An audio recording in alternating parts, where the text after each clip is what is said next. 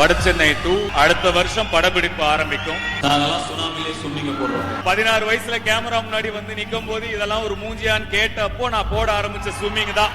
சேட்டை பிடிச்ச பையன் சார். கொஞ்சம் சேட்டை பிடிச்ச பையன் தான் நானு.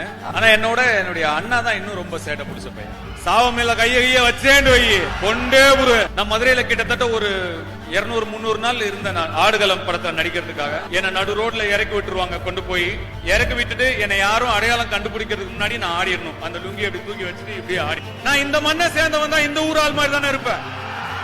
அதனாலதான் என்னை யாரும் அடையாளம் கண்டுபிடிக்கல. ஓம் நம சிவாய.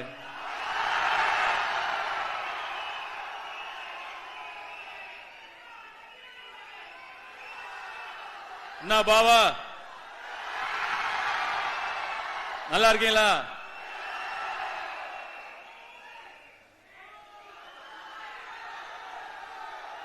மதுரை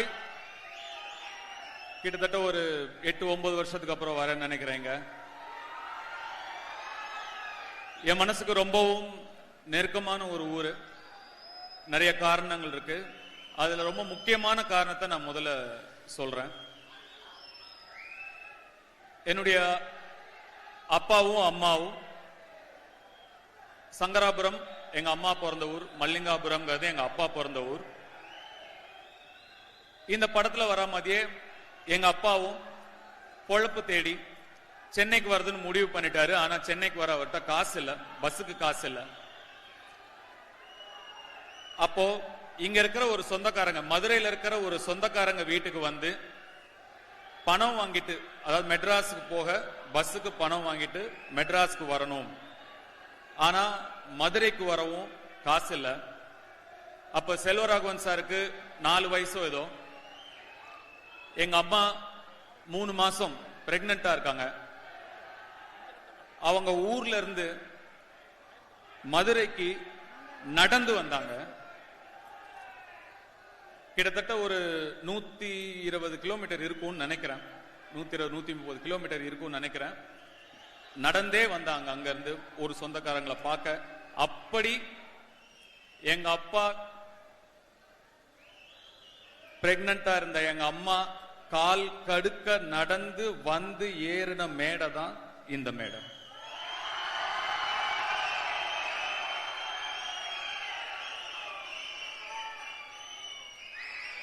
நான் எவ்வளவோ ட்ரை பண்ண அவங்களை எப்படியாவது இங்க கொண்டு வரணும்னு. எனக்கு இந்த மொமெண்ட் இன்னும் முழுமையாகவும் நிறைவாகவும் இருந்திருக்கும். ஒரு சில காரணங்களால அவங்களால வர முடியல. எனக்கு மதுரையில நிறைய சொந்தக்காரங்க இருக்காங்க, நிறைய நண்பர்கள் இருக்காங்க.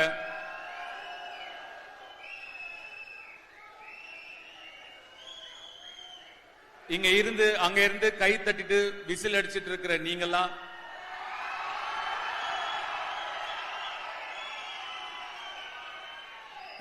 என்ன கூட விட்டுட்டு எங்க அப்பா ஒரு உதாரணமா எடுத்துக்கிட்டு விசில் அடிச்சிட்டும் கை தட்டிட்டும் மட்டும் இல்லாம எந்திரிச்சு வாங்கயா இங்க வாங்க, வரணும், உழைக்கணும், உழைச்சு இங்க வரணும். எல்லாராலையும் முடியும். கண்டிப்பா நீங்க இதை செய்யணும். செய்வீங்கல்ல? கண்டிப்பா செய்யணும். நான் மதுரையில கிட்டத்தட்ட ஒரு 200-300 நாள் இருந்தேன் நான் ஆடுகளம் படத்தை நடிக்கிறதுக்காக. இந்த மதுரையில நான் ஓடாத தெரு கிடையாது, ஆடாத தெரு கிடையாது. திருப்பரங்குன்றத்தெல்லாம் கிட்டத்தட்ட 30 நாள் இருந்தேன் நானு.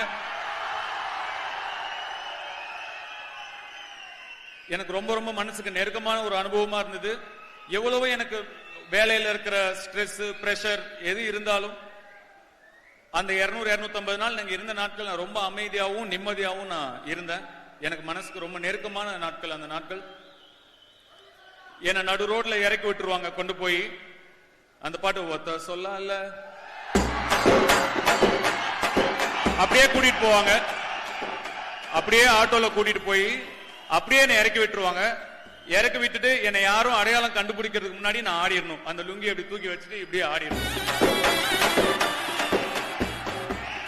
ஆனா கிட்டத்தட்ட ஒரு 5-6 நாள் வேற வேற இடத்துல வேற வேற இடங்கள்ல இறக்கி விட்டு நான் ஆடும் போதும் என்ன நிறைய பேர் அடையாளம் கண்டுபிடிக்கல.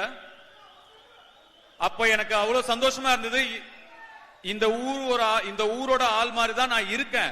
அதனாலதான் என்னை யாரும் அடையாளம் கண்டுபிடிக்கல. நான் இந்த மண்ணை சேர்ந்தவன் தான், இந்த ஊர் ஆள் மாதிரி தானே இருப்பேன்.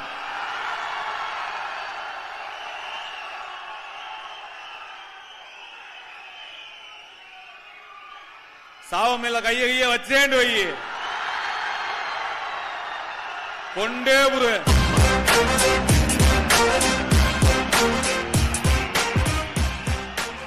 இங்க இருக்கிற ஒவ்வொரு சேவலும் பந்தயம் அடிக்கிற சேவல் தான். அந்த படம் ரிலீஸ் ஆகும்போது நிறைய படங்கள் சென்னையில ஃபர்ஸ்ட் டே ஃபர்ஸ்ட் ஷோ பார்ப்போம். ஷூட்டிங் இல்லைன்னா ஃபர்ஸ்ட் டே ஃபர்ஸ்ட் ஷோ போக முடியும், இல்லைன்னா அதுவும் முடியாது.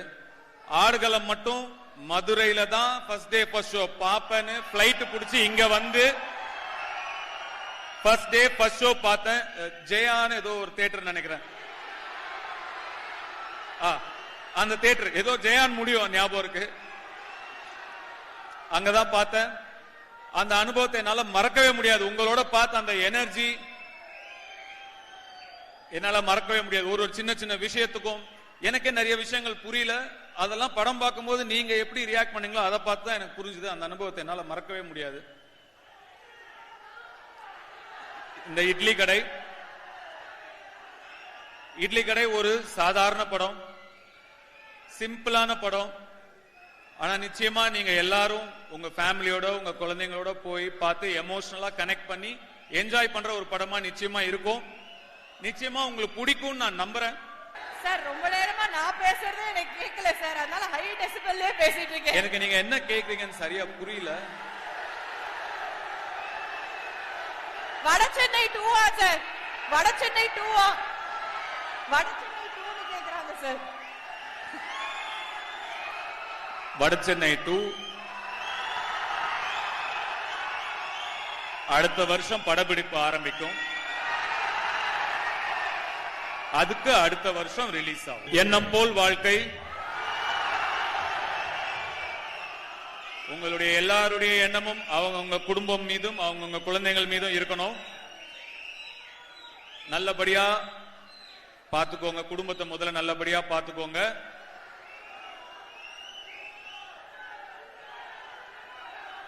அக்டோபர் 1ஆம் தேதி திரையில சந்திப்போம்.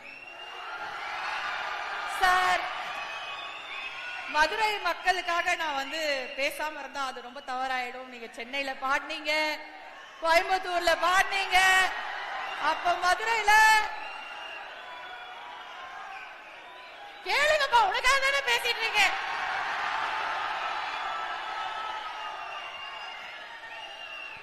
Please sir. கண்டிப்பா இந்த படத்துல ஒரு அழகான பாட்டு இருக்கு. ராஜு முருகன் ஜோக்கர் என்ற படம் எடுத்தார் இல்லையா, ராஜு முருகன் டைரக்டர், அவர் லிரிக்ஸ் எழுதினார் இந்த பாட்டுக்கு. என்னை நம்பி நடிக்க வந்த என்னுடைய எல்லா கலைஞர்களுக்கும் நான் நன்றி சொல்லிக்கிறேன். டெக்னீஷியன்ஸ்க்கும் என்னோட நன்றியை சொல்லிக்கிறேன். எங்களுக்குள்ள நாங்க எல்லாரும் சேர்ந்து உங்களுக்கு படம் எடுக்கிறோம், எங்களுக்குள்ள நன்றி சொல்லுங்க தேவையில்லைன்னு நினைக்கிறேன். இருந்தாலுமே என் மேல இருந்த நம்பிக்கையில மட்டுமே அவங்க எல்லாருமே வந்தாங்க. எல்லாருக்கும் நன்றி. இங்க இருக்கிறவங்களை குறிப்பிட்டு சொல்றேன், எஃபர்ட் எடுத்து இங்க வந்திருக்காங்கிறதுனால இங்க இருக்கிறவங்களை மட்டும் குறிப்பிட்டு நான் பேச விரும்புறேன். அருண் விஜய் சார், நீங்க சொன்ன மாதிரி நீங்க கதை கூட சரியா கேட்கல, உடனே டக்குன்னு ஓகே சொல்லி என்ன நம்பி நீங்க வந்துட்டீங்க. அவருடைய படம் இப்போ ரெட்டத்தலைன்னு ஒரு படம் நடிச்சிட்டு இருக்காரு, கூடிய சீக்கிரம் ரிலீஸ் ஆக போகுது. நான் ஒரு 30-35 நிமிஷம் அந்த படம் பார்த்தேன். எக்ஸ்ட்ராடினரி த்ரில்லரா இருக்கு அந்த படம், ரொம்ப நல்லா வந்திருக்கு. வாழ்த்துக்கள் பிரதர், கண்டிப்பா அந்த படம் பெரிய வெற்றி அடைய என்னுடைய வாழ்த்துக்கள். உங்களுடைய டெடிகேஷனுக்கும் உங்களுடைய சப்போர்ட்டுக்கும் ரொம்ப நன்றி. பார்த்திபன் சார், மீண்டும் மீண்டும் ரொம்ப நன்றி. நீங்க தான் அதை இன்னுமே எங்க போனாலும் சின்ன கதாபாத்திரம் சொல்றீங்களே தவிர, நீங்களே படம் பார்க்கும்போது உங்களுக்கு தெரியும் அது சின்ன கதாபாத்திரம் இல்ல, மக்கள் சொல்லுவாங்க, அப்போ உங்களுக்கு தெரியும். இளவரசு சார், நம்ம திருவிளையாடல சேர்ந்து நடிச்சோம். என் மனசுக்கு பிடிச்ச முத்து கிருஷ்ணா நீங்க அந்த படத்துல நடிச்சிருந்தீங்க. கண்டிப்பா நீங்க மறந்துருக்க மாட்டீங்க. உங்களோட ஒர்க் பண்ணது எனக்கு ரொம்ப மகிழ்ச்சி சார். என்னுடைய சொந்த ஊரை சேர்ந்த ஒருத்தர் கூட சேர்ந்து வேலை செஞ்ச ஒரு சந்தோஷம் இருந்தது. உங்க கூட பழகின நாட்கள் ரொம்ப அழகா இருந்தது. பேசின நாட்களை விட நான் உங்ககிட்ட நிறைய, உங்க கேரக்டர் நல்லா இருக்க நான் இன்னும் எழுதிக்கிட்டே இருந்தேன், இன்னும் பெட்டர் ஆயிட்டே போச்சு. அதனால இன்னும் நிறைய நாட்கள் நான் உங்ககிட்ட கேட்டேன். நீங்க எந்த விதமான ஒரு செகண்ட் கூட யோசிக்கல. தம்பி வந்துடுறேன் தம்பின்னு வந்து எனக்கு கோஆபரேட் பண்ணி கொடுத்தீங்க. ரொம்ப ரொம்ப நன்றி. என்னுடைய தயாரிப்பாளர் ஆகாஷ் பாஸ்கரன் அவர்களுக்கு என்னுடைய நன்றியை சொல்லிக்க விரும்புறேன். என்னுடைய ரசிகர்கள்லாம் என்னுடைய படத்தை எப்படி ப்ரோமோட் பண்ணணும்னு இவ்வளவு நாள் ஆசைப்பட்டாங்களோ அவர் அதை பண்ணி கொடுத்திருக்காரு. உங்களுக்கு நீங்க எல்லாம் சந்தோஷப்படுற அளவுக்கு இந்த படத்தை அவர் ப்ரோமோட் பண்ணி கொடுத்திருக்காரு. அதுக்காக உங்க சார்பா ஆகாஷ் பாஸ்கருக்கு நான் நன்றி சொல்லிக்கிறேன். என் சார்பாவும் நன்றியை சொல்லிக்கிறேன். இந்த படத்தை வெளியிடுற இன்பன் உதயநிதி அவர் எனக்கு குழந்தையில இருந்து தெரியும். இன்னைக்கு அவருடைய பேரே வருது, இன்பன் உதயநிதி வழங்கும்னு பார்க்கும்போது ரொம்ப மனசு சந்தோஷமா இருக்கு. அவருக்கும் என்னுடைய வாழ்த்துக்களை தெரிவிச்சுக்கிறேன். மதுரை மக்களுக்கும் மதுரை ரசிகர்களுக்கும் என் ரசிகர்களுக்கும் மீண்டும் மீண்டும் கோடான கோடி நன்றிகளை சொல்லிக்கிறேன். சார் உருகிட்டோம் சார், எல்லாரும் உருகிட்டோம் சார். அப்பா இட் வாஸ் சோ டிவைன். ரொம்ப ரொம்ப ரொம்ப அழகா இருந்தது. எங்களுக்கு இந்த எக்ஸ்பீரியன்ஸ் கொடுத்ததுக்கு ரொம்ப நன்றி. ஒரு சில கொஸ்டின்ஸ்லாம் இருக்கு சார் உங்ககிட்ட. அதாவது இங்க இருக்க ஒவ்வொரு பசங்களுமே அவங்கள வந்து ஸ்கிரீன்ல பாக்குற மாதிரி தான் நினைச்சுப்பாங்க நீங்க ஒரு கதாபாத்திரம் பண்ணும்போது. ஏன்னா அவ்வளோ ரிலேட்டபிளா இருக்கும். அவங்களுக்குள்ள ஒரு விஷயம் வரும், நம்மளும் இந்த மாதிரி தட்டி தூக்கி பெரிய ஆளா வந்துரும் அப்படிங்கிற ஒரு இன்ஸ்பிரேஷனா ஆன் ஸ்கிரீன்லயும் நீங்க வந்து வாழ்ந்துட்டு இருக்கீங்க. சோ உங்களோட டைலாக்ஸும் அதே மாதிரி ரொம்ப ரிலேட்டபிளா இருக்கும் சார். ஒரு சில டைலாக்லாம் சொல்றேன் சரியா, அவங்க எல்லாருக்குமே தெரியும். எங்க எல்லாருக்குமே வந்து ரிலேட்டபிளான ஒரு டைலாக். அந்த டைலாக் உங்க லைஃப்ல எந்த சிச்சுவேஷன்ல எந்த மொமெண்ட்ல கனெக்ட் ஆகுது அப்படிங்கறது எங்களுக்கு சொல்லுங்க. பாட்டு நம்ம கேட்டா பாடுவாரு, பட்டுன்னு பதில் சொல்லுவாரு. அதுதான் நம்ம டி சார். கண்டிப்பா இது வந்துடும் நம்மளுக்கு வேற மாதிரி. ஃபர்ஸ்ட் டைலாக் கேட்டுலாமா? பிளே பண்ணிடலாம் சார் உங்க வாய்ஸ்ல. அந்த மாதிரி கேட்டு நாங்கெல்லாம் சுனாமிலே ஸ்விம்மிங்க போடுறோம். சுனாமிலே ஸ்விம்மிங்ல போடுற இது எந்த டைம்ல உங்களுக்கு செட் ஆச்சு? ஐயா என் வாழ்க்கையே அதுதான். சுனாமிலேயே ஸ்விம்மிங் போட்டுக்கிட்டே தான் இருக்கேன். 16 வயசுல கேமரா முன்னாடி வந்து நிக்கும் போது இதெல்லாம் ஒரு மூஞ்சியான்னு கேட்டப்போ நான் போட ஆரம்பிச்ச ஸ்விம்மிங் தான். இன்னும் ஸ்விம்மிங்க போட்டுக்கிட்டு தான் இருக்கேன். ஏன் சார்பா அவங்க சொல்லுவாங்க, சொல்லுங்கப்பா. அடுத்த டைலாக் போயிடலாமா? எல்லாம் மடப்பாடமா நமக்கு தெரியும். டிஜே அடுத்தது பிளாக் ப்ளே பண்ணு. சேட்டை பிடிச்ச பையன் சார், ரொம்ப ஜாலிக்காக என்ஜாய் பண்ணுவான் சார். சேட்டை பிடிச்ச பையன் சார், சும்மா ஜாலிகளா என்ஜாய் பண்ணுவான். மாறி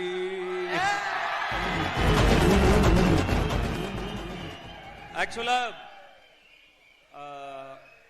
கொஞ்சம் சேட்டை பிடிச்ச பையன் தான் நானு. பாத்தீங்களா? சின்ன வயசுல. ஆனா என்னுடைய அண்ணா தான் இன்னும் ரொம்ப சேட்டை பிடிச்ச பையன். ஆமா சார், ஒரு அமைதியான ஒருத்தர். அவர் வந்து நிறைய அப்படி அவர் ஆக்சுவலா ஒரு இன்ட்ரோவர்ட். அவரு சோ போட்டோல நிக்க கூட ரொம்ப கூச்சப்படுவாரு. செல்வராகவன் சார் அவர். ஆனா வீட்டுக்குள்ள பயங்கர சேட்டை பிடிச்ச பையன் தான். அவரோட நான் 8 வயசு சின்ன பையன். அவர் என்ன பொறுமை இருக்கா உங்களுக்கு கேட்க? அவர் என்னோட ஒரு 8 வயசு அவரோட என்னோட 8 வயசு பெரியவர்.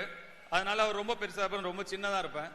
எங்களுக்குள்ள என்டர்டைன்மெண்ட் நாங்க 2 பேர் தான். கிரிக்கெட் விளையாட கூப்பிட்டுக்கிட்டு எப்படியாவது டாஸ போங்க அடிச்சு அவர் ஃபர்ஸ்ட் பேட்டிங் போயிடுவாரு. பெரியவர் என்னால அவ்வளவு ஈஸியா அவர் அவுட் ஆக்க முடியாது. நான் ஒரு 3 மணி நேரம் 3.5 மணி நேரம் பால் போடுவேன். கஷ்டப்பட்டு அவுட் ஆனோன்னா பேட்டை போட்டு ஓடிடுவாரு. எனக்கு திருப்பி போட மாட்டாரு. நான் பாதி நேரம் நான் விளையாடுனதே கிடையாது, போலிங் தான் போடுவேன். அதே மாதிரி நாலனா அப்பெல்லாம் 10 காசு 5 காசு 25 காசு 20 காசு எல்லாம் இருந்தது. அதெல்லாம் கொஞ்சம் கொஞ்சமா சேர்த்து ஏதாவது வாங்கி சாப்பிடறதுக்கு தான். திருப்பி அதே தான் நமக்கு. அது ஒண்ணுதான் ட்ரீம். சின்ன வயசுல அப்படியே வாங்கி சேர்த்து வைப்பேன். மொத்தமா அது ஒரு 4 ரூபாய் 5 ரூபாய் வாங்கும்போது அவர் வந்து திருடிட்டு போயிடுவார் அது மொத்தமா. இந்த மாதிரி அதிகமான சேட்டை பிடிச்ச பையன் வந்து அவர் தான். ஆஹா, அப்படி ஒரு அமைதியான ஒரு ஜீவனுக்குள்ள இவ்வளவு விஷயங்கள் இருந்திருக்குல்ல. ஆமா, அதுவும் ரொம்ப குட்டியா இருக்கும் போது பண்ணுவாங்க சார் அவங்கலாம் பயங்கரமா. ஓகே, இந்த அண்ணனுங்களுக்கு தம்பியை டார்ச்சர் பண்றதுல என்னதான் சந்தோஷமோ. இந்த கடைசிக்கு டைலாக் இன்னும் பயங்கரமா வரும். நிஜமா போட்டிருப்பா. அத நம்ம கிட்ட காடு இருந்தா எடுத்துக்கிடுவானு, பூவா இருந்தா புடிங்கிடுவானு. ஆனா படிப்பை மட்டும் நம்ம கிட்ட இருந்து எடுத்துக்கிடவே முடியாது சிதம்பரம். நீ அவனோட எதிர்த்து ஜெயிக்கணும்னு நினைச்சீன்னா படிப்பு முக்கியம் சிதம்பரம். இதுக்கு எந்த எக்ஸ்பிளனேஷனும் தேவையில்லை நினைக்கிறேன். இது வரைக்கும் கேட்ட வசனங்களே இதுதான் சிறப்பான வசனம். டெஃபினெட்லி. சோ இதனாலதான் சார் இவ்வளவு பேருக்கு நீங்க வந்து இவ்ளோ பெரிய இன்ஸ்பிரேஷன். ஏன்னா வந்து கூட இருந்து ஒரு அண்ணனா நீங்க வந்து வீட்ல என்ன சொல்லுவீங்களோ அதை தான் நீங்க ஸ்டேஜ்லயும் ஒவ்வொரு தம்பிக்கும் சொல்லிட்டு இருக்கீங்க. Thank you so much. உங்களுக்கு தெரியும், நான் வாரம் எல்லாரையும் சந்திச்சுட்டு தான் இருக்கேன். இங்க இருக்கிற ஒருத்தரையும் நான் சந்திப்பேன், தனித்தனியா சந்திப்பேன், ஒருத்தரையும் சந்திப்பேன். தெரியும்ல, ஏற்கனவே நான் பார்த்துட்டு தான் இருக்கேன், எல்லாரையும் பார்த்துட்டு தான் இருக்கேன். சீக்கிரமா உங்களையும் சந்திக்கிறேன். ரொம்ப ரொம்ப நன்றி. அக்டோபர் 1ஆம் தேதி இட்லி கடை சந்திக்கலாம். Thank you sir, thank you. நான் ஒரு கேள்வி கேட்கலாமா? ரெண்டே ரெண்டு கேள்வி ரொம்ப முக்கியமா ஆசையா இருக்கு, கேட்கலாமா? இல்லாட்டி சோ நிறைய பண்றீங்க சார், எழுதுறீங்க, பாடுறீங்க, நடிக்கிறீங்க, டைரக்ஷன் எல்லாம். எப்ப சார் ரிலாக்ஸேஷன், எப்ப சார் ரெஸ்ட் எடுப்பீங்க, எப்ப சார் ஜாலியா இருப்பீங்க? டைம் டேபிள்ல ஏதாவது இடம் இருக்கா இல்லையா? இப்ப நான் ஜாலியா தான் இருக்கேன். இதான் ரிலாக்ஸேஷன், இதுதான் ஜாலி, இதுதான் ஜாலி. என் பசங்களோட டைம் ஸ்பெண்ட் பண்றதுதான் என்னோட ரிலாக்ஸேஷன். அவங்களோட விளையாடுவேன், ஏதாவது பண்ணிட்டு இருப்பேன், அவ்வளவுதான். கடைசி சார் உங்களை விட்டுறேன். உங்க ரசிகர்களுக்கு உங்களை அவ்வளவு பிடிக்கும், ரொம்ப பிடிக்கும். ஒவ்வொருத்தரும் வந்து உயிரை கொடுக்கறாங்க. உங்க ரசிகர்கள் கிட்ட உங்களுக்கு பிடிச்ச விஷயம் என்ன அப்படிங்கறது மட்டும் எங்களுக்கு சொல்லுங்க சார்.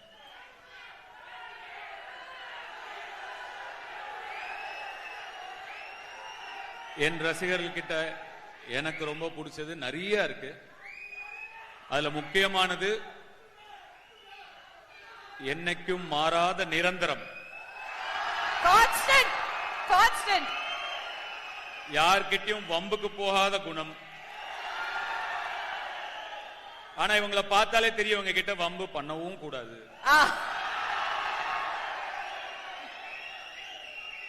என்ன நான் திரும்பி திரும்பி சொன்னதுதான், எவ்வளவு நன்றி சொன்னாலும் பத்தாது. சாதாரணமா அங்க அவங்கள நடுவுல இருந்த ஒருத்தனை இங்க வச்சு உங்க நண்பனா, உங்களுக்கு பிடிச்ச நடிகனா, உங்க குடும்பத்துல ஒருத்தனா வச்சு என்ன அழகு பாக்குறீங்க. அந்த மாறாத அன்பு ரொம்ப பிடிக்கும். இந்த நேரத்துல இங்க வந்திருந்து இந்த காவல்துறையினருக்கும் காவல்துறையினருக்கும் என்னுடைய நன்றி. இங்க இருக்கிற பவுன்சர்ஸ் எல்லாருக்கும் என்னுடைய நன்றி. அந்த ஆதரவு கொடுத்த எல்லாருக்கும் என்னுடைய நன்றி. Thank you so much, sir.